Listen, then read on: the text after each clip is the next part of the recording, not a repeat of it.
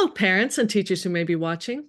Welcome to Creating Math Ahas for Parents. I'm Dr. Sandy Atkins, Sandy, and in this series of videos, we're looking at key models that your children may be using this year to help them understand the mathematics that they're learning.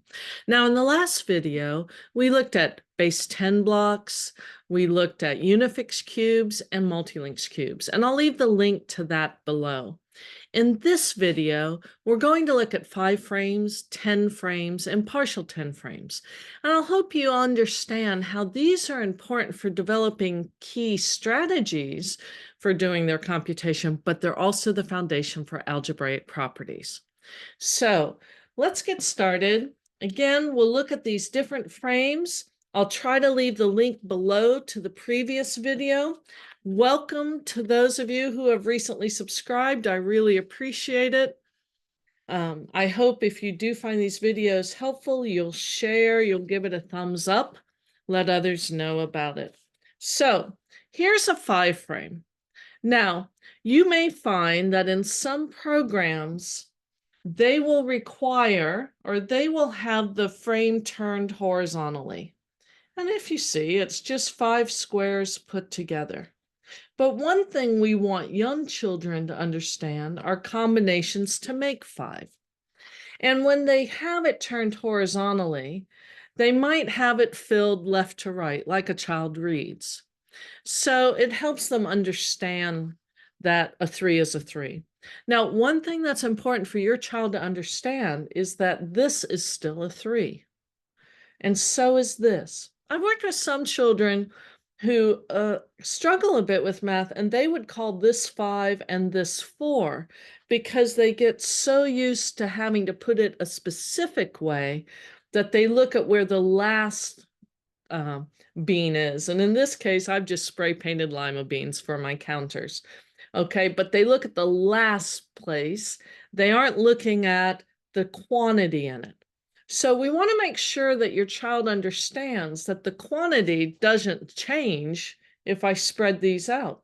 The same thing, the orientation of the frame won't change. The fact that this is 3, I could turn it horizontally, I could turn it vertically, I could turn it diagonally, and this will still be 3.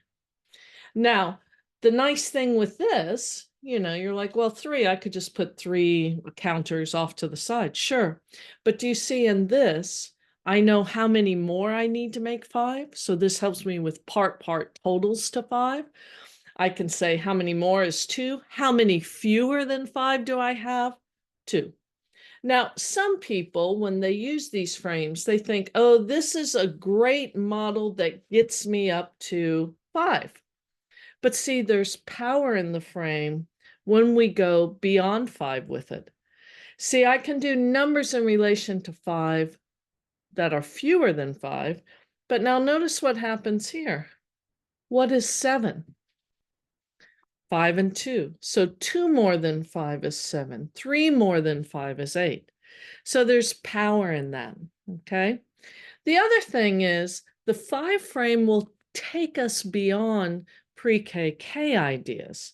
Now, one thing we want to understand, and we're going to look a bit at the power in a double 5 frame, okay?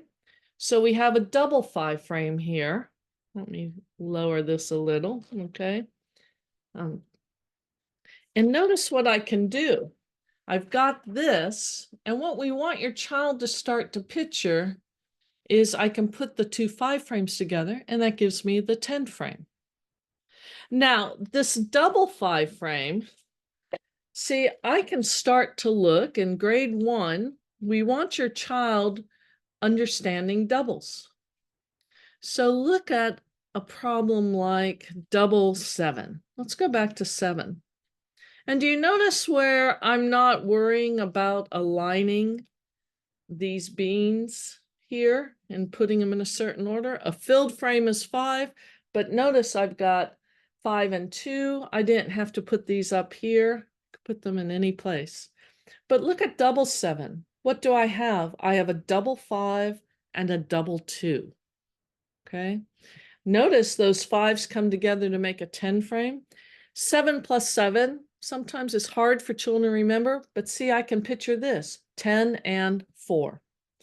This is distributive property foundation. How do I get 2 times 7? Double 5, double 2. And we'll look at that a bit more in a bit. Okay, so I can use this to do combinations, double 7 and one more. So what's 7 plus 8?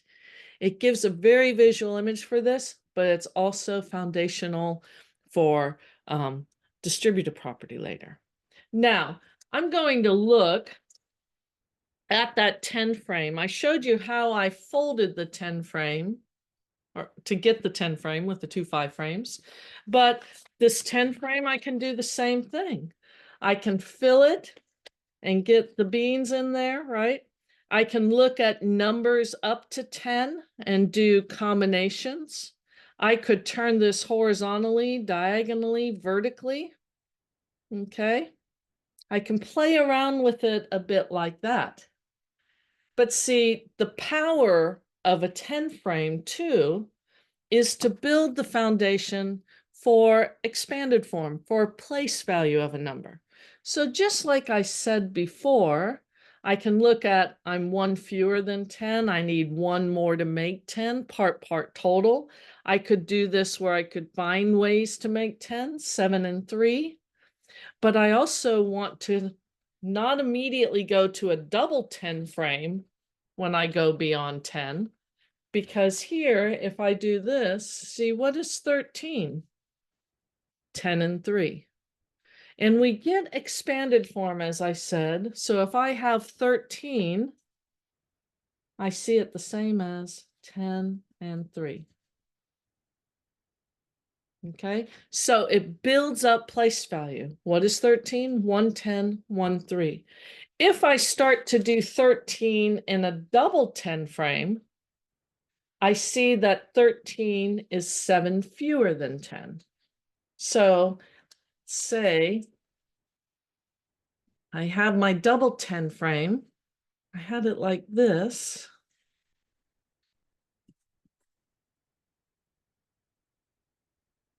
See where this image is just a little different. I don't see it necessarily as the 10 and 3. I still do, but to me, I see it also as 7 fewer than 20. And we want your child to have both of these. We want the place value. We want the how many more to make 20. We want the how many fewer than 20 do we have. But we don't want to forget the power of doing numbers beyond 10 with a single 10 frame. Numbers beyond 5 with a single 5 frame. Now, what this will allow us to do as we keep going, I'm going to come back to that 9 that I had earlier.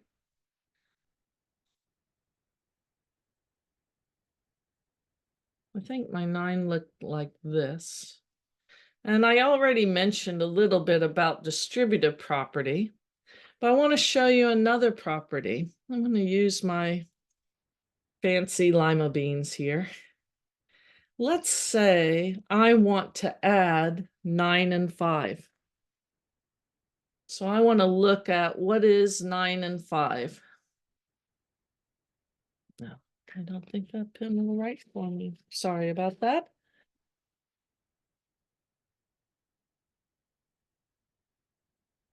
Now, do you see how I have the one spot empty in my 10 frame?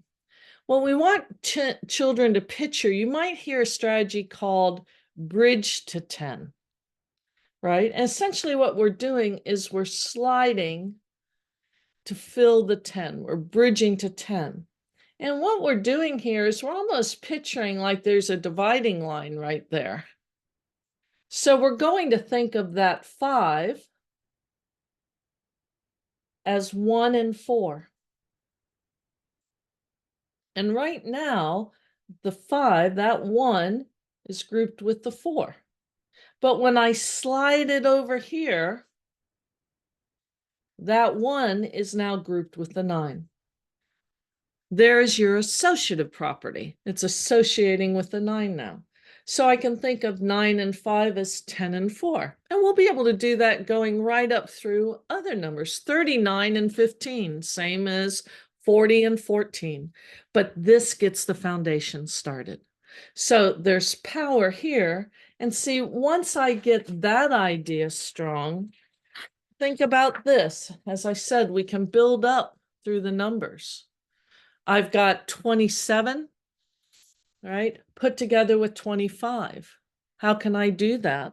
Well, I can slide those three in, and it's the same as 30 and 22. That becomes a mental math problem. I don't need paper and pencil to add the 30 and 22, where I might feel like I need to here. We take what would be called a regrouping, or when I was in school, they talked about carrying, but a regrouping problem here to one that is using an algebraic property, the associative property, to bridge the 10. And later we'd be able to bridge the 100. So powerful models let me do place value. They let me do associative property. And I mentioned the distributive property, but let's come back to that with this version. Here I have 3 sevens. And do you notice how I've used these sevens, right? See, I can think about 3 times 7 as 3 5s put together with 3 2s.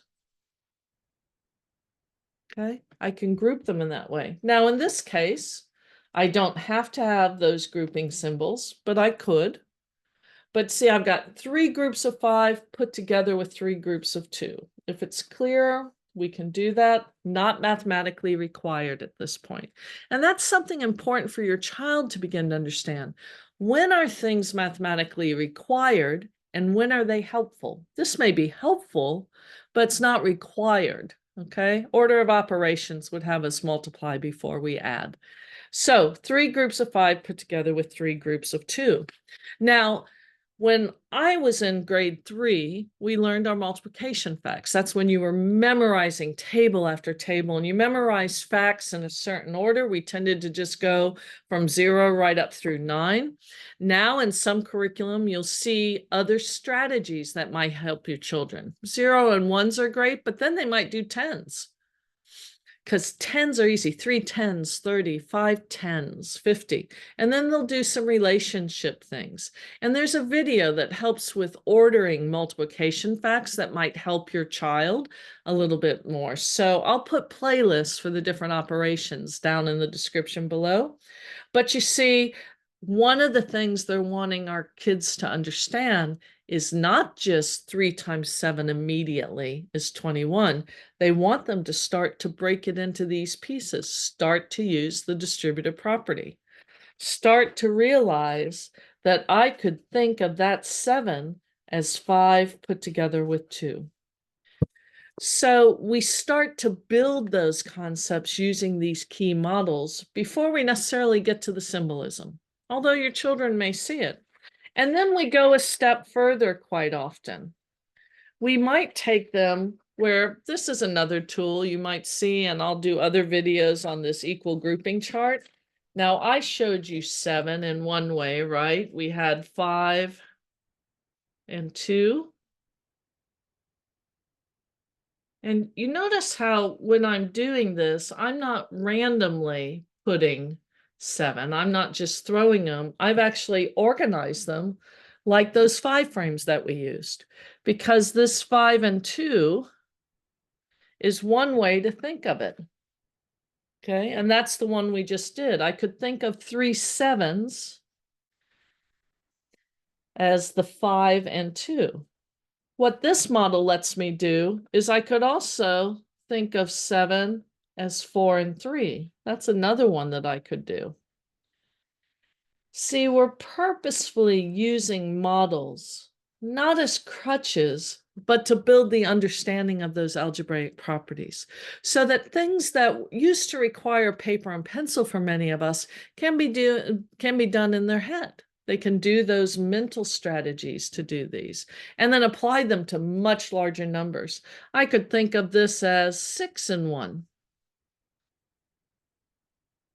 And sometimes children remember certain ones. They might remember the 3 5s as 15 easier than they can remember the 3 7s. They might remember 3 4s, 12 and 9.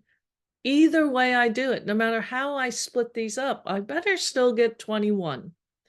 So the 5 frame and the 10 frames help us do organizational structures, but they aren't just models for our young ones. They aren't just a kindergarten pre-K model.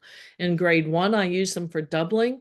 In grade 2, we can extend up with the associative property and bridging to 10 with much larger numbers, bridging to 100. In grade 3, I start to use it with multiplication and the distributive property. So it's a very powerful model. The last one I'd like us to look at, I've called a partial 10 frame, and you saw some of those on the title page. I'll just start to show you. I'll try to give you a link below if you want to make these for your children, just to be able to put these together. But if you see what happens here, see, I can use these models as ways to make 10. I've happened to use color to help, so it's a very easy thing to look at. But I could use counters on these. I could have used my unifix cubes. And let's just say I want to focus in on ways to make 8. Just like we could do with the 10 frame, I could just show ways I could use 2 colors to make 8. I could pick any of them. So parts that make 8. The other thing I'd like you to notice about these partial 10 frames, do you see here are even numbers and here are odd numbers. All even numbers are doubles. All odd numbers are doubles plus 1. I can compare numbers with this model. How many more than 5 is 8? Now, as I said, we're purposefully using models. I could show it this way, and you can see the color, but some children still see all the squares, and I want to be mindful of that as I'm helping your child learn the math. But do you see how just turning over that paper might help? How many more than 5 is 8? How many fewer than 8 is 5? I can show that with these squares. And then we can do a little number theory with them also, right? A little bit more. So doubles, 2n, right? 2 times the number, which they're going to need when they get into middle and high school. Odd numbers, 2n plus 1 or 2n minus 1, a double plus 1 or a double minus 1. That's why that strategy is important. Then what happens if I add an even number and an odd number? I'm always going to get an odd answer, and I can start to see that through the patterns. What happens if I add an odd number and an odd number? See, one thing to help your child do is always look for patterns and describe them, notice them, wonder about them, see what else we can make with them, right? So, excuse me, 2 odds is an even, and even and an odd is an odd number. So I hope that gives you a little idea of why your children may be using 5 frames and 10 frames and partial 10 frames this year. It takes them beyond memorizing facts. It's important if they know their facts. It's fantastic. If I know 4 and 5 is 9, that's great. But do you see how much more there is to understanding about 9? How to recognize it immediately in certain structures helps us start to use algebraic properties when we compute. So the models help towards the properties versus the straight memorization. Having that recall is important, but there's also more to it. If you found this video helpful, I hope you again will give it a thumbs up, share, consider subscribing to the channel, and hit that notifications bell so you'll know when other videos are available. I tend to try to post on Tuesdays by 2 o'clock, so Eastern Standard Time here in the US. So if you look at that, that would be great. I really appreciate you taking time to watch this video. And again, look in the description below for links to other videos that you might find useful.